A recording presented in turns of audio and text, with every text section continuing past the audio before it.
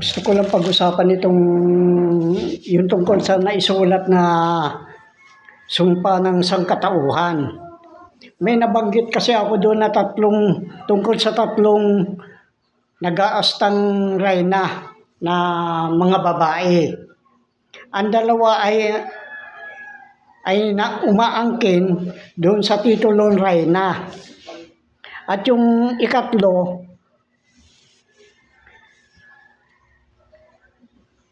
ay yung tungkol naman sa mga sistema ng pagbubukas. Tinuturoan pa niya ako kung anong gagawin ko. Kaya natatawa lang ako sa kanila na nagsasabi kailangan handwritten ang dokumento na hinahanap ng BSP. Ano ba yung BSP? Yan ay isang kwan lang yan eh. Hindi naman yan ang talagang Central Bank ng Pilipinas eh. Yan ay parang Federal Reserve Bank lang yan. Yung katulad ng JP Morgan.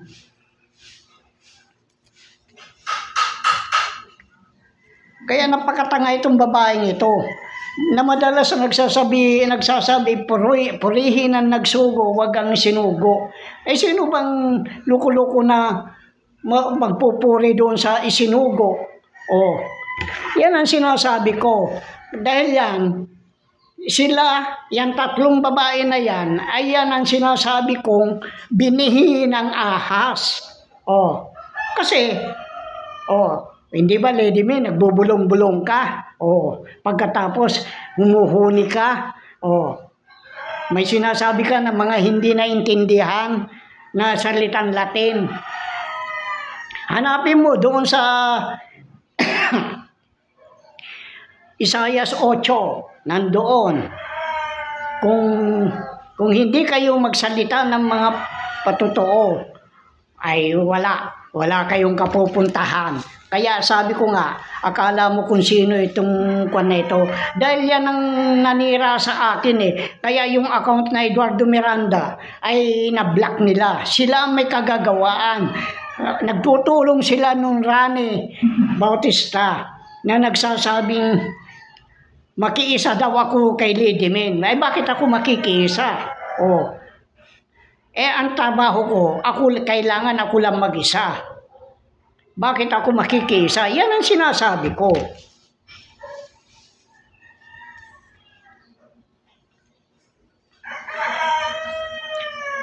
Ngayon, madalas ko din sabihin yan eh. Kung talagang inyo, di kunin nyo, walang problema sa akin. Inyo pala eh.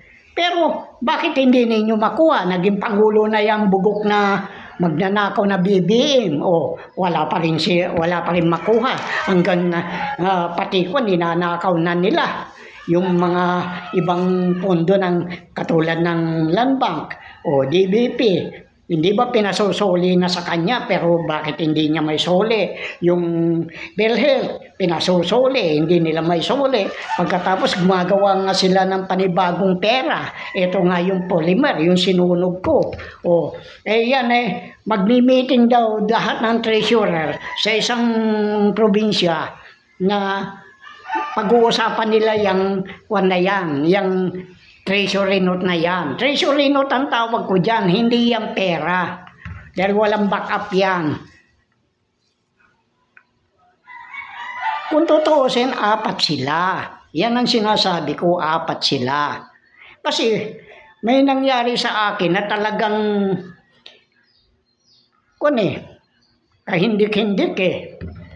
Dahil nga doon sa namuntikan na ako dyan sa 4 na babae na yan. Kaya hindi ko makalimutan ito, pero may isang babae na nagkukuhan sa akin, umaalalay sa akin nung muntik akong madisgrasya. At ito ang kuwan ko, ikikwento ko lang sa inyo. Umalis ako sa Maria Aurora na nagbibisikleta lamang patungo doon sa Borlongan. Doon sa Borlongan di Pakulao.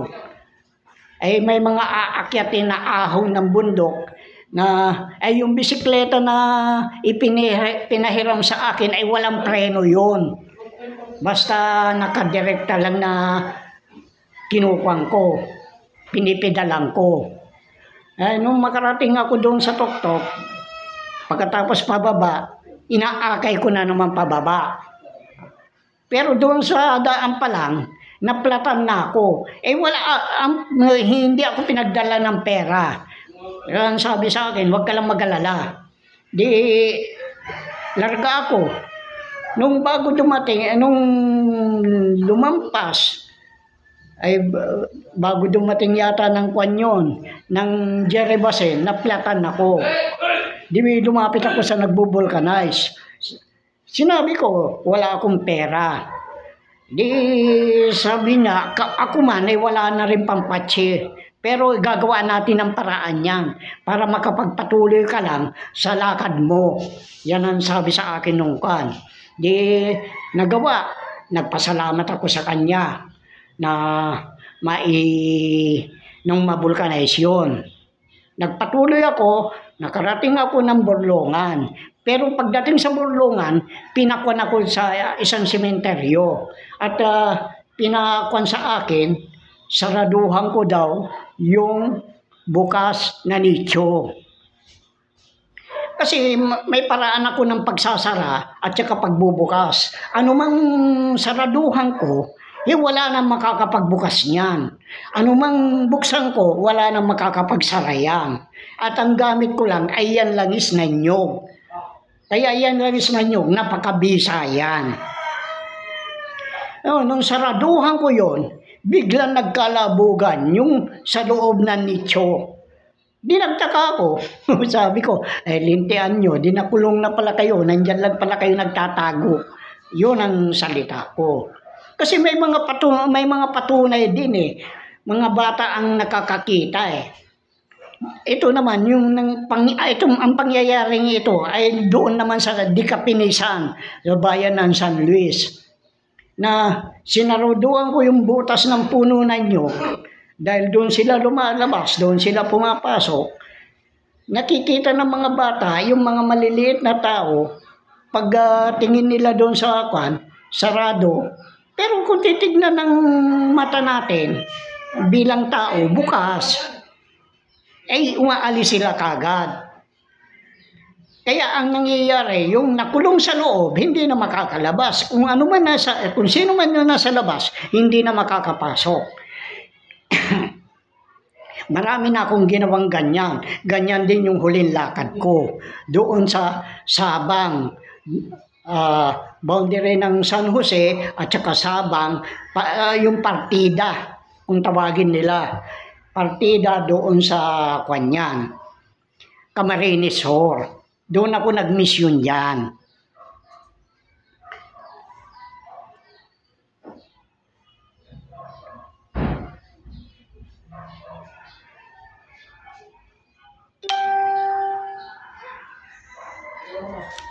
Kaya, napakabigat yung pangyayari na yan eh.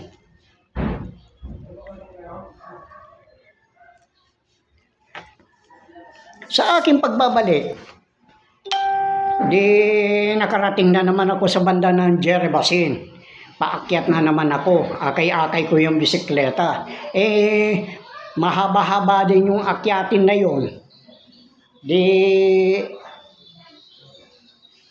may nakita akong bahay sa bandang kanan pagkalampas nung na yun, yung parang sapa na tinatawiran ng mga sasakyan, overflow. Nagtatao po ako doon para makiinom sana. Pero wala naman tao. May nakita ako, dinampot ko. Ngayon, pagdampot ko yun, linagay ko doon sa bag ko, akay-akay ko na naman paakyat na. Nakakapagod din dahil halos mahaba din yung akyatin. Nagpahinga ako. Sa aking pagpapahinga, may naririnig ako mga babae nag-uusap. Di ang ko malayo eh. Pero dinig na dinig ko yung usapan nila eh. Nagtatawanan sila. Pagkatapos nung na yun, parang bigla akong inantok na hindi ko namalayan, nakaidlip pala ako. Pagkatapos ng idlip na yun, bigla ako namalayan ko na may sumipa sa akin. At pagsipa sa akin, tumalsik ako dahil napakalakas yung pagkasipa ko yung pagkasipa sa akin Kaya ang ginawa ko, napahawak ako sa baging. Pero bago ako napahawak sa baging, may isang tuod na matulis na tumama sa tadyang ko dito sa bandang kaliwa ko. Talagang ininda ko yung sakit. Mabuti na lang sa tadyang tumama. Ang tulis nun. Pagkatapos sabay tingin sa baba, ay napakalalim ng baging. Kaya nga sabi ko, pag ako nahulog dyan, wala na. Talagang warat-warat ng katawan ko. Kaya, nung lumapit sa akin ng isang babae. Ito nga yung ika-4 na sinasabi kong Isabela. Kaya kung mabasa nga ninyo yung yung nakasulat doon sa yung sumpa sa sangkatauhan, sila yun. Ngayon, dahil sa pagkuan sa akin noon, ang sabi niya, "Lo, okay ba kayo?" Sinabi ko okay, pero hirap na ako. Hindi na nga ako makatayo Nakasalampak na lang ako Ngayon, yung isa, inaawat siya. Tena, sabing ganon. Kaya doon ko nakilala kung sino yung mga espiritu na yan. Dahil, pagbaba ko, nung medyo okay na, nagpatuloy ako sa pag-ahon, pero ilang beses ako tumigil dahil talagang hirap ako. Ngayon, nung pagbaba ko ng konti, may nakita akong 3 Indian mango na hinog. Dahil sa hirap at gutom na kasi katanghalian tapat ng pabalik na ako Yun ang kinain ko yung 3 na yon. Kaya kako, obligado akong makalaban itong 3 babae na ito. Ngayon, yung na yan, yung Indian mango na yan ang simbolo ng black magic na umaangkin ng mga kayamanan, kaya dilaw. Pero mga Indian mango, nandyan ang black magic. Kaya nung matapos kong kanin, nauhaw na naman ako. Di dahan-dahan na akong bumababa. Akay-akay ko yung bisikleta matarik din yun Hanggang sa bago ako nakarating sa bandang baba, may nakita akong buko na nandoon sa tabindaan. Ngayon kinuha ko yon. Ang ginawa ko, kumuha na lang ako ng bato, pinupupukpuk ko na lang para makakuha ko yung bunot. Maalis ko yung bunot. At nung maalis yung mga bunot, kuha ko naman. Yung pinakabao niya, binasag ko, doon ako nakainom ng tubig. Yan ang ika-4 na babae. Namimisyonin ko na ngayon na napakahalaga niyan. Dahil matagal ko nang gustong misyonin yan. Katulad yung kay Enrile noon, doon sa Gonzaga. Matagal ko na, malapit na ako. Hindi pa rin ako makarating-rating. Binalak ko na yan. Nagpunta na ako doon sa lugar na yon. Pero bago umahon ng bundok, ang sabi niya sa akin, "Hep, diyan ka lang muna. Hanggang dito ka lang." Di sumunod ako. At tapos umuwi na ako. Ngayon, kaya nga yung na yan, kaya yan ang mga binhi ng ahas. Binhi ng ahas, binhi ng babae. Yung binhi ng babae ay yung na yan. Yung maaring ako. Maari yung babaeng tumulong sa akin. Pero bihag nila. Yan ang kailangan makawala. At yung babae na yan ang nagsabi sa akin, galit na galit yan. Sabi niya sa akin, paano mo natutukoy ang kinaroroonan ng mga kayamanan? Ang sabi ko naman sa kanya, kung ako lang bilang tao, wala akong alam dyan. Anong malay ko niyan? Kung sino nagtabi niyan? Kako. Pero nandyan ang Panginoon na siya naggagabay sa akin kung nasaan yan. Matagal na siyang hindi nakasagot. Di akala ko wala na. Mga 15 minutes mahigit, bigla siya nagsalita.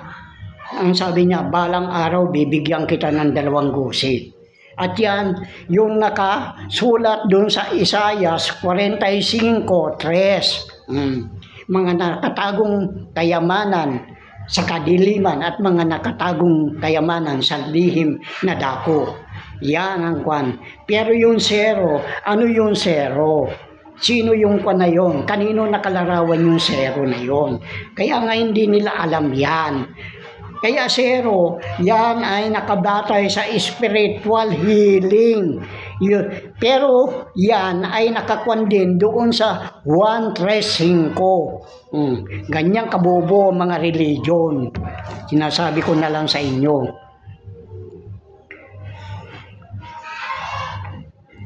Kaya nung makakuan ako dyan, talagang yan ang pangalawang pagtatangka sa buhay ko. Kaya nahirapan ako dyan sa binhi ng ahas, yung 3 at saka yung ika-4 na maaaring siya ang binhi ng babae. Kaya nga, ang sabi susumpain. O paano Lady Min, may sumpa ka na. Basahin mo doon sa Isaias 8, yung nagsisihuni, nagsisibulong. Hanapin ninyo yung mga nagsisihuni, nagsisibulong.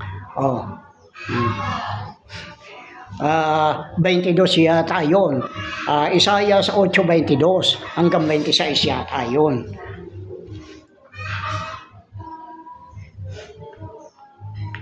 Kaya yan ang napakakwan sa akin ngayon.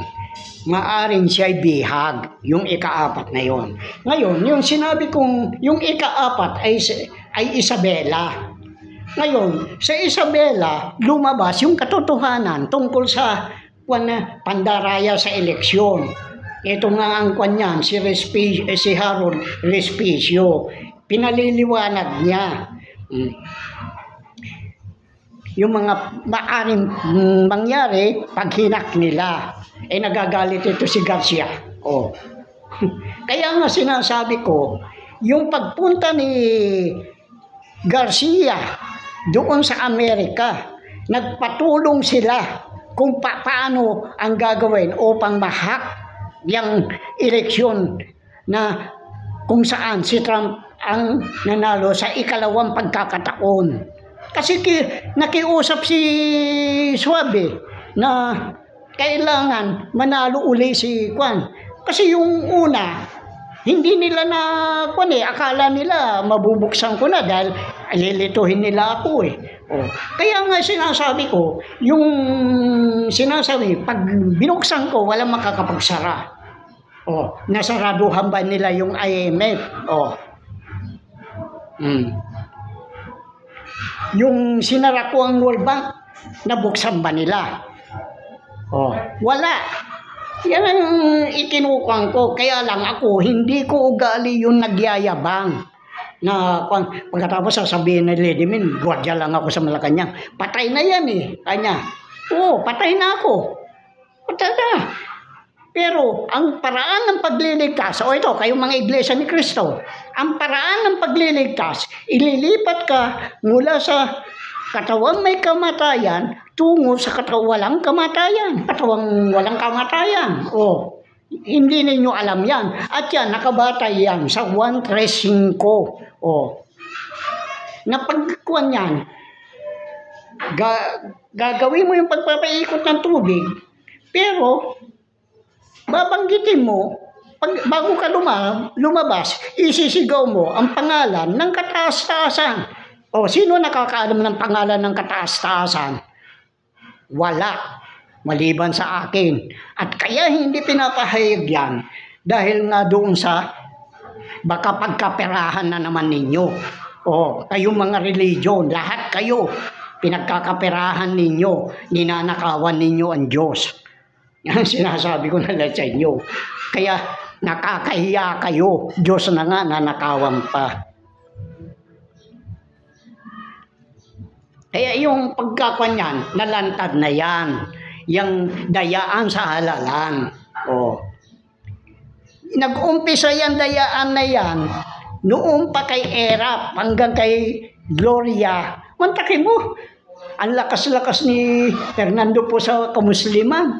Yung pag yung may pelikula si Fernando po, bukas pa lang ipapalabas. Na doon na natutulog yung mga ibang Muslim para makapanood lang. O, pagkatapos masisero, saan ka nakakita? At saka, isipin na lang ninyo, alam na ninyo magnanakaw. Bakit nananalo pa? Dahil dyan sa daya dyan. At yan ang inireklamo ko noong paman. Dahil yan sinasabi ko na communication tower ng China sa mga military camp. Yan ang ginagawa nila. Ang nagkukan, maari nagahak dito ay yung mga pugo o di kaya nanggagaling sa China. Dalawa lang naman yan eh. Pagkatapos, i-forward nila doon sa Cavite, doon sa Salitran, Cavite. Kaya nga ayaw matanggal yung pugo dyan sa Rimulya eh. Dahil yan, gagamitin sa eleksyon yan. Ngayon, sino ang namumuno doon sa Salitran? Ang alam ko si Belbes. Dahil siya ang nagsabi sa akin, hawak niya sa leeg si Marcos. Yan. Ngayon, Belbes, lumitaw ka. Dahil yan, ipinakita mo na sa akin. Ipinakita mo sa akin kung paano ang ginagawa nyo. Na nakukunan ko kayo ng galaw ninyo dyan sa loob ng inyong compound. Hindi ko lang malaman kung saan lugar yan. Pero yan, ang alam ko sa Letran, sa Cavite. Ewan ko kung Imus yan. Kaya yung Pandaraya, kaya nga walang pinag-iba yung panalo ni Bongbong kaysa yung panalo ni Trump eh. Kaya yan, iniimbestigahan na rin yan ng Congress yan. US Congress, yung pagkapanalo niyan. Dahil yan, tao. Si Trump, tao ng mga Marcos yan.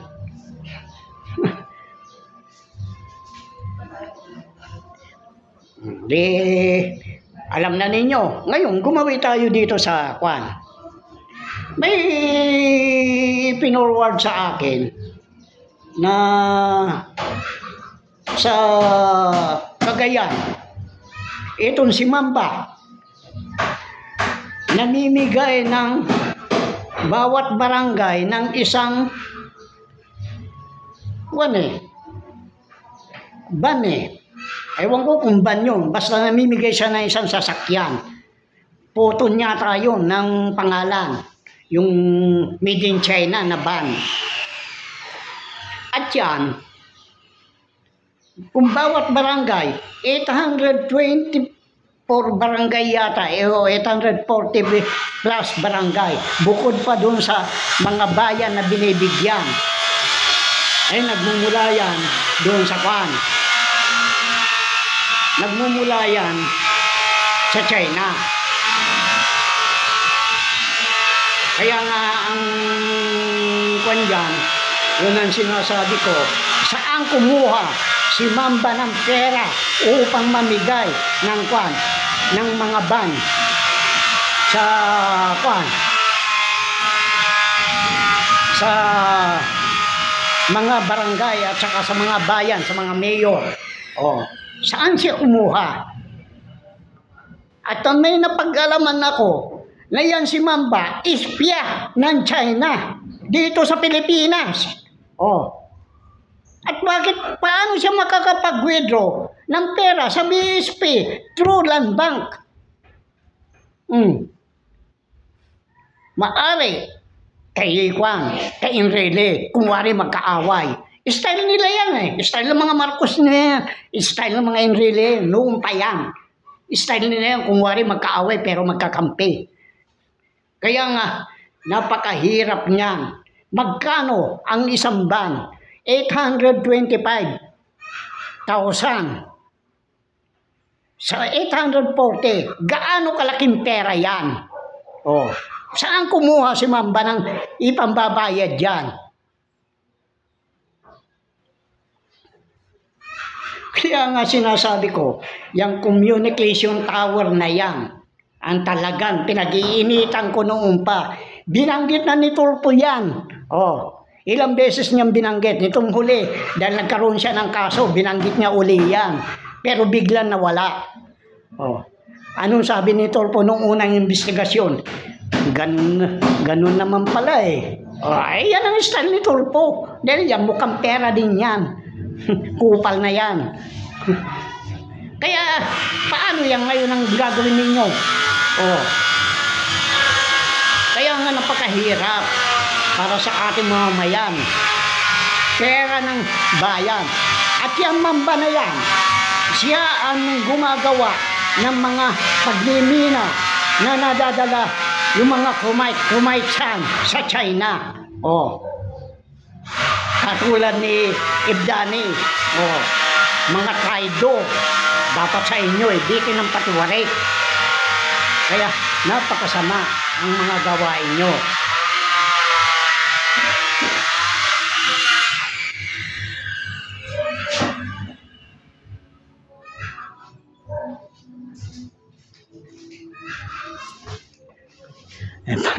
Kaya yan ang questionable yan.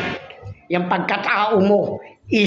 May nagsabi sa akin, according to yung source ko, isa kang espya ng China. Di ka na nahiya. Putang ina ka, Mamba ka. O yan si Manong Duarding. O, kandidato mo sa pagka-gobernador. Putang ina ng Duarding na yan.